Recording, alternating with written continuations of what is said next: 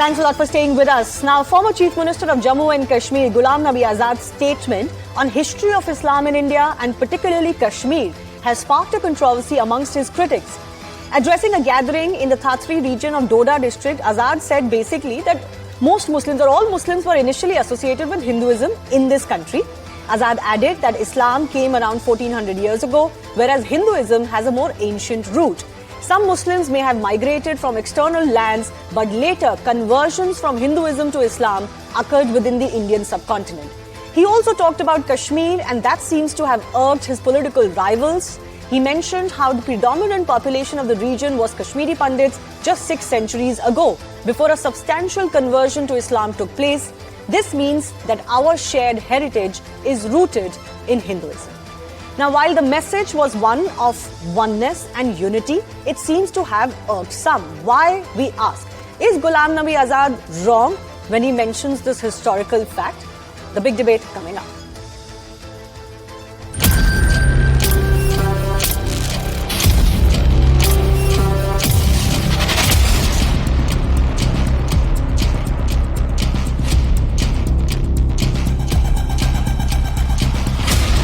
तो बाहर से आए होंगे 10-20, वो जब मुगलों के वक्त में उनकी फौज में थे, बाकी तो सब हिंदू से ही कन्वर्ट हुए हैं मुसलमान हिंदुस्तान में। एक पार्ट में उनकी अज्ञानता बिल्कुल साफ झलकती, जो दुनिया का सबसे पहला इंसान है, जिसको हम हजरत आदम कहते हैं, सबसे पहला इंसान, वो मुसलमान था। आजाद साहब ने किस कॉन्टेक्स्ट में कहा, क्यों कहा, किसको खुश करने के लिए कहा, ये तो आजाद साहब ही कह सकते हैं ना, मैं नहीं कह सकता।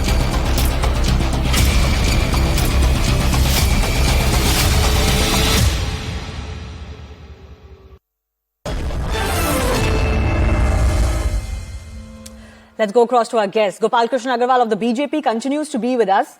Nilofar Masood is the NC leader joining us. Sujata Bashir from the Democratic Progressive Azad Party, Mr. Azad's party. Ahmad Ayaz is political analyst based in Jammu and Kashmir, also with us. Nilofar Masood, why this outrage over what has happened or what has been said by Mr. Azad? Is it untrue? Is it not a historical fact? Should we not accept it instead of getting offended? We have actually become habitual of making such religious statements to touch, in fact, the religious sentiments of the people. I think the most sinister and the oppressive people are those who are, in fact, making such statements where it touches one's faith and religion. And there is one important thing which I would like to say here, that religion is treated as fungible label that can be activated and constitute a criteria for the membership of an ethnic group. So when the air in our country is going as such that we are using often on such statements which touch the faith of a particular community, we try to gain the ground or those people who they intend to motivate by way of making such statements. Okay. I think religion is something which is very close to you. Shouldn't make such statements which can hurt anybody. The problem is not that some religion was offended. You are claiming that people get offended by these statements. But the question I'm asking is exactly this. What is offensive about this? This is recorded history. See, if you ask me, somebody here was very correctly saying that it is Hazrat Adam alayhi salam who was the first person, according to our religion. We have our own faith. We say that he is the first person who was a Muslim, who was thrown out of this paradise along with the Amma Hawa. So they are the two persons who are, in fact, responsible for this creating this all generations in the world. I get that, ma'am. I get that. But theology and religious belief and historical ancient facts are two different things. But let me just bring in some of our other panelists as well. Ahmad Ayaz, the problem exactly is this, and this actually creates greater division when we are in some, communal denial. Some societal denial of what has happened in the Indian subcontinent. That doesn't help us. In fact, if you look at it, the message that Mr. Ghulam Nabi Azad sought to give was that we are all the same, right? Some may have converted, but we are all still the same and we are rooted in this land and its tradition. I want to read out, for example, what is said of the Kashmiri history. There was mass conversion of the Kashmir Valley to Islam in the 14th century. This was catalyzed by Mir Sayyid Ali Hamdani, a Persian Sufi mystic from Hamadan in western Iran, who visited Kashmir thrice in 1370s and 1380s, accompanied by hundreds of his disciples. The Kashmir transition to Islam is, however, identified above all with a locally born Sufi saint Sheikh Nuruddin Nurani, who was born around 1377 in a village south of Srinagar and is referred to as the Alamdar-e Kashmir. Now, I could read out more historical aspects, recorded history. So what do we gain by denying this, and why should this be offensive?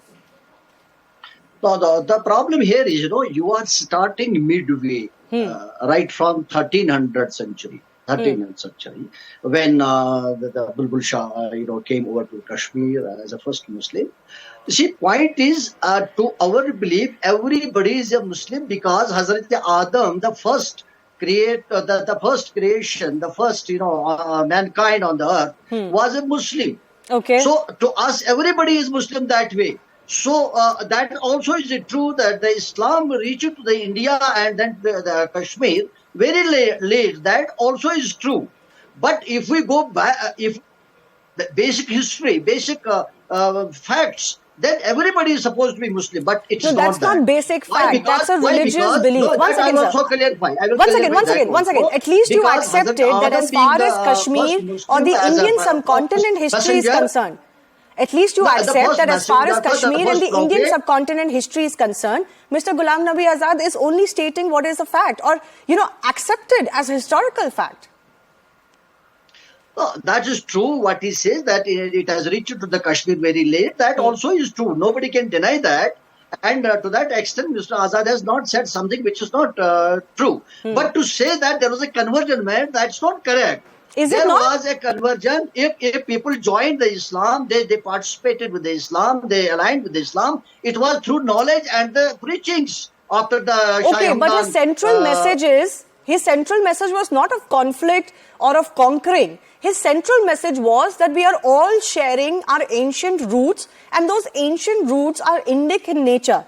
For example, there is agreement, Gopal Krishna Agarwal, amongst historians that the history of Kashmir can be traced back to 250 BC, when the region was conquered by Ashoka, who subsequently sent missionaries to introduce Buddhism in the land. It also talks about how in Kalhana's Rajat Rangani, and it is mentioned that Buddhist rulers gave patronage to others, but of Hindu and early Muslim rulers as well. Kashmir became the center of what came to be known as Sanskrit Buddhism, and I could go on. Again, these are all historical facts.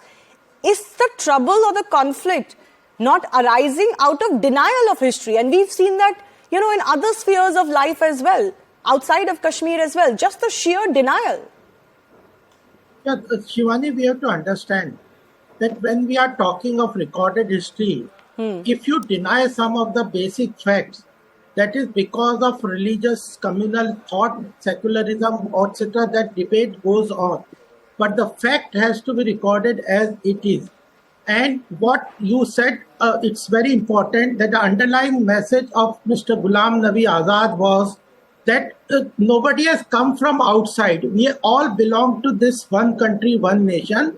We may be of different religion, but ultimately our ancestors and fathers belong to this country, one nation. That's what RSS chief had said in the last Vijayadashmi Divas, that we all belong to one DNA. The issue is that we should consider we may have different religion, but we have to consider that this is our country, this is our motherland, we belong to this country, we have to work for the benefit of this country, and that's what the Ghulam Nabi Azad Sahib's message was, and that has to be understood. And that comes from actually accepting facts of history as they are. If you put them under the carpet, there will be conflict. Yeah, if there will be conflict because if you talk about denial of facts and history... The resolution of conflict is accepting history. Absolutely. You're right about that. And moving ahead. We have seen multiple such age-old issues between two communities continue to fester purely because there has been a denial of what has transpired, that has been proven through historical facts, and on issues where there is hardly any disagreement. The destruction of, for example, the Kashi Vishwanath temple being one. There's no dispute on those facts. But let me also bring in Sujata Bashir. Sir, 1 second. Let me also bring in Sujata Bashir of the Azad Party. People are also wondering, and his political critics are also wondering, why Mr. Azad is making these statements now. Omar Abdullah says, who is it to please? What is the political motive behind these statements? He don't have any political motive in it. Like he said the truth when the Islam has bring into the Kashmir. He said like it was the Islam in Kashmir was just from like last 600 years, and Islam is actually on the earth from last 1400 years. And why they are making it controversial if he said the truth, what has happened, when it has been bring, and what was the circumstances? So why, if they speak, if they say Hey Ram or More Ram, that is not a controversial. But if the Ghulam Nabi Azad said that what is the history of Kashmir, they have a problem. And if it is the truth, he is telling the history. He has not said anything else. He has not made any controversial statement.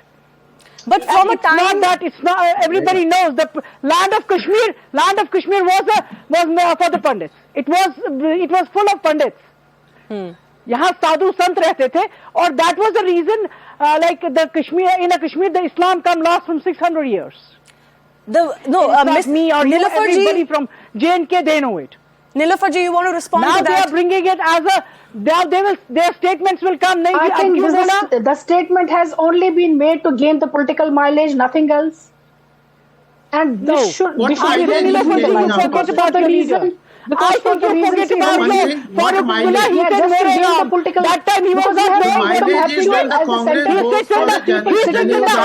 that's not a controversial. One by one. He took in the Kher Bhavani, that's not the controversial. And he is the Farooq Abdullah, Ghulam Nabi Azad said, and it's a controversial. You should not do it, neither allow anybody to do it. Why you are saying that? Nobody raise a finger. You are giving the wrong information to the people of Jammu and Kashmir. 1 second, can I just intervene? In what Can I just intervene? 1 second, please lower the volume. Can I just have the two ladies with me on the screen, please? Can I just intervene? I just want to fundamentally understand, why is it being projected as an offense to one religion? If history itself becomes offense, we stand to lose a lot, and it becomes a problem for all. Nilofer ji, I'll give you the first shot. Please explain. I can understand your political argument, but what is the historical argument? No, this is not a political argument. What was the need of making such statement while you are offending the people? What is the history of Kashmir, Ms. Nilofer? I just want to know from you. Why are you offending people that Hinduism is the oldest religion? Don't we know that Hazrat Adam was not in Kashmir? Is it not in J&K? This was a old religious in Kashmir. You don't confine your statement to the Jammu and Kashmir. We are debating on national media, so it has flown away. That is the problem. When you speak like this, you bring the violence in Jammu and Kashmir. These statements bring the violence in Jammu and Kashmir. To make those controversial statements, try to be a good human, try to respect every religion, try to tell the fact in J&K. Why don't you talk about try to tell the fact to the people of Jammu and Kashmir. That is very important. You need not to tell people what history is telling. Everybody knows. Why not? Everybody knows what is Ghulam Nabi Azad. You cannot make everybody knows. You cannot what is Farooq Abdullah saying? He didn't speak for More Ram. I think you forget your leader. I think you forget your leader. I think you must you go back about 5-7 years where Farooq Abdullah said invoke the religious symbol. Invoke the religious symbol for the political I think आप भूल गए हैं Ms. Nilofer, जहाँ Farooq Abdullah ने खुद बोला है ये हिंदुओं की बस्ती थी. Okay, one by one. I have to intervene because I want both of you to be heard. Let Sujata Bashir make her point for 30 seconds. Only Sujata Bashir. We believe in secularism. Yes. It is the same leader, he is the same leader from her party who said ये हिंदुओं की बस्ती थी. आज इनके leader बोल रहे कि यहाँ की हिस्ट्री बंद करिए आप. Is it not a history? आप हिस्ट्री से डिनाई नहीं कर सकते. Miss Nilofer, I think you forget it. Like last from 600 years only, Islam has been bring into the Kashmir. And don't make it controversial. Don't make any muss in this. Try from to the 5th century, give good information to the people of Jammu and Kashmir. It is a recorded and don't fact. Try to pull the politics in it. From 5th century to approximately the 12th century, Kashmir was characterized by Hindu civilization and Shaivite culture. Ahmad Ayaz, I want to give you a final comment as well. It was ruled by the Hindu king only. Absolutely. This is recorded history. Ahmad Ayaz, final comment from you. Fundamental point is this. There is no point clashing. 1 second, sir. Please listen to my question. There is no point clashing over history Because we Muslims all were share there the also, same right from values. Shah, and then thereafter, when Sayyid Ali Shah Hamdani, Rahmatullah Allah, came to the, Kashmir, then it was more spread over. Muslims were already there. We never deny that Hindus were not also there. Non-Muslims were not. That also cannot be denied. But the fact is, Muslims also were there. It got spread up through knowledge and preaching after Sayyid Ali Hamdani came. To that extent, Azad Sahib is okay. But we'll have to go back. We'll have to go slightly back when we say that Hazrat Adam was a Muslim, the first Muslim who created in the universe, and then thereafter so many others prophets came around 124. Then the other religion came in between. Okay, So Gopal Krishna Agarwal, a final comment to you too. You know, what I'm sensing is there is obviously a fundamental clash as far as theology is concerned. But it is required in a plural society and a plural country and a secular country that theology doesn't become a sticking point to the extent that we blind ourselves to history. And I also sense that there is an uncomfortableness, discomfort in accepting that Hindus were converted to Islam. Some by force and under pressure or duress, and some, let's say, willingly, but it's a reality. That's not true. That's not true. Shivani, There was No, I'm sorry, sir. It is recorded history under the Mughals. Forced conversions took place. One by one. I'm not going to get into this. Let Gopal Krishna Agarwal please speak. The thing is, Shivani, we have to understand, that's what we have been telling, Prime Minister has been telling, when we do not accept the recorded history because of our colored vision or color spectacle, that means that it is because of politics of appeasement. You have to accept historical facts, and once you accept those historical facts, you will not debate on them. You will move ahead. The issue of appeasement of politics, minority appeasement, keeping that as vote bank has harmed Indian history. It has colored Indian history. It has put certain biases into our historical facts, and that's the problem of India. If you look into historical facts in the right perspective, you will learn from them. And this is the thing that it's important that we all belong to this country. We believe in different religions, but we all come from the same root, and there is absolutely no harm in accepting in a country like India that Indic beliefs and faiths, or what we today know as Hinduism, does predate most other religions that came to India. It is a history of 4,000 to 6,000 years. I'm not sure that there's going to be greater harmony by denying those facts either. But I'm going to leave it at that. I do thank our guests for joining us. Let's wait and see if this is a change that has come in the politics of Ghulam Nabi Azad for good. Because remember, he was the same person who debated or opposed the removal of Article 370 from Jammu and Kashmir to today these statements that are being made. But I leave it at that.